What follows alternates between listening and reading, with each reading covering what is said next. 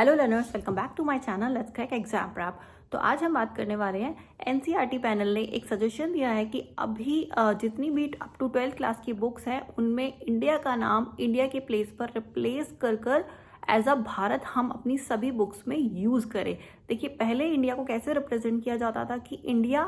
That is Bharat, but अभी इस बारे में बात चल रही है कि अब जितनी भी बुक्स हैं या जब भी हम कहीं पर भी इंडिया का नाम लें तो भारत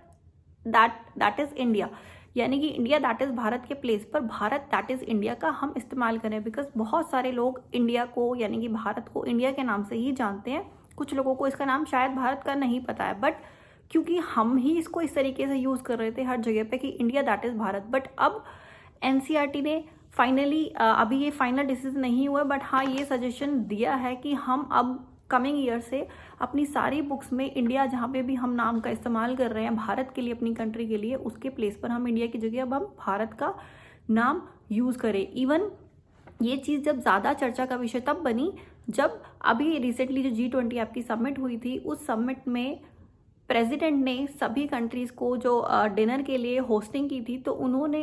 अपनी जो कार्ड था डिनर का इनविटेशन कार्ड, उसमें उन्होंने नाम दिया था the president of Bharat instead of the president of India. यानी कि जो होस्ट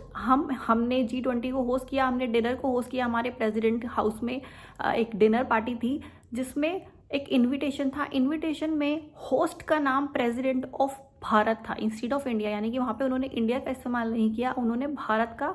नाम यूज़ किया कि द प्रेसिडेंट ऑफ भारत, जो कि एक अपने आप में एक चर्चा का विषय भी रहा कि यस अब हम इंडिया के प्लेस पर भारत का इस्तेमाल कर रहे हैं, भारत नाम का इस्तेमाल कर रहे हैं। इसके साथ साथ ऐसा जैसा कि आप जानते हैं कि एजुकेशन सिस्टम में बहुत सारे चेंजेस आए हैं, न्यू एजुकेशन पॉलिसी बनी है, तो अब हम अपने बहुत सारी ऐसी चीज़ें जिसमें छोटे छोटे चेंजेस कर रहे हैं और हम अपनी इंडियन की जो हमारा इंडियन कल्चर है उसको रिप्रेजेंट करने की कोशिश कर रहे हैं। अपने जो आने वाले हमारे स्टूडेंट्स हैं उनको हम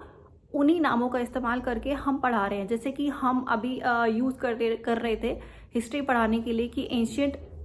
जो हम वर्ड यूज़ करते थे दैट वाज एंशियंट हिस्ट्री हमारे करिकुलम में, बट अब हम उसको रिप्लेस करके नाम यूज़ करेंगे क्लासिकल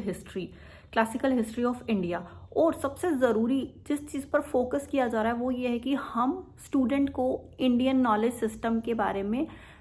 ज़्यादा से ज़्यादा नॉलेज प्रोवाइड करें, उनको ये बताएं कि हमारे वेदास क्या होते थे, हमारे ग्रंथ क्या होते थे, उन सब सिस्टम के बारे में उनको नॉलेज प्रोवाइड करें। तो ये क्वेश्चन आपके एग्जाम पॉइंट ऑफ व्यू से भी इम्पोर्टेंट हो जाता है कि फ़िलहाल G20 समिट में जो डिनर होस्ट किया गया उसमें हमने एक बेसिकली एक वर्ड होस्ट का वर्ड यूज़ किया, that was the president of India, the president of Bharat, the president of Hindustan. इस तरीके से 3-4 ऑप्शन भी आपके पास आ सकते हैं, तो you have to tick on the president of Bharat. तो ये एक बहुत इंपॉर्टेंट पॉइंट था जो आपके एग्जाम पॉइंट ऑफ व्यू से ज़रूरी था, इसीलिए इसके ऊपर हमने वीडियो बनाई। एग्जाम के साथ साथ ये हमारे लिए भी इंपॉर्टेंट है कि हम अब फाइनली अपने इंडियन कल्चर को फॉलो करें। If you like my video please do like, share and subscribe to my channel. Thank you for watching.